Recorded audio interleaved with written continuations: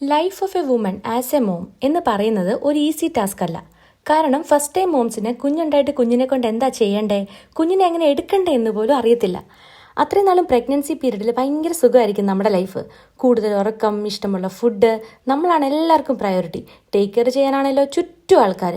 But suddenly നമ്മളൊരു കുന്നിൻ്റെ മുകളിൽ നിന്ന് താഴോട്ട് വീഴുന്ന പോലെ പ്രയോറിറ്റി ചേഞ്ച് ആവും, ഇഷ്ടപ്പെട്ട ഫുഡൊന്നും കഴിക്കാൻ പറ്റാണ്ടാവും, അത്രയും നാളും സുഖമായിട്ട് ഇറങ്ങി ശീലിച്ച് നമുക്ക് ഉറങ്ങാൻ പറ്റാണ്ടാവും.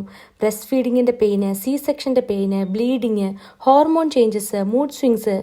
ബട്ട് വൺസ് നമ്മൾ അമ്മയായാൽ കുഞ്ഞിൻ്റെ മുഖത്തോട്ടൊന്ന് നോക്കിയാൽ നമ്മൾ ഈ പറഞ്ഞ പെയിനും ബുദ്ധിമുട്ടും എല്ലാം അങ്ങ് മറക്കും. പണ്ടൊക്കെ ഇല്ലേ, ഞാൻ അങ്ങ് എല്ലാത്തിനും പെട്ടെന്ന് ഇറിറ്റേറ്റഡ് ആകുമായിരുന്നു കേട്ടോ. ഇപ്പോഴും അങ്ങനെയൊക്കെ തന്നെയാണ്. ബട്ട് കുഞ്ഞിൻ്റെ കാര്യം വരുമ്പം ഞാൻ എല്ലാം അങ്ങ് സാക്രിഫൈസ് ചെയ്യാൻ തയ്യാറാണ്. ബിക്കോസ് ഞാനിപ്പോൾ എന്നെക്കാളും പ്രയോറിറ്റി കൊടുക്കുന്ന എൻ്റെ കുഞ്ഞിന് മാത്രമാണ്. എൻ്റെ കുഞ്ഞ് ഈ ഭൂമിയിലോട്ട് വന്നത് തന്നെ അവൻ്റെ അമ്മയുടെ കയ്യിൽ സേഫാണെന്ന് വിചാരിച്ചോണ്ടല്ലേ. അപ്പോൾ പിന്നെ ഞാൻ എൻ്റെ സുഖവും സൗകര്യമൊക്കെ മാറ്റി വെച്ച് വേണ്ടേ അവനെ നോക്കാൻ. ഞാൻ മാത്രമല്ല, എല്ലാ അമ്മമാരും ഇങ്ങനെയൊക്കെ തന്നെ ആയിരിക്കും. എൻ്റെ അമ്മയുടെ സാക്രിഫൈസാണ് ഞാൻ.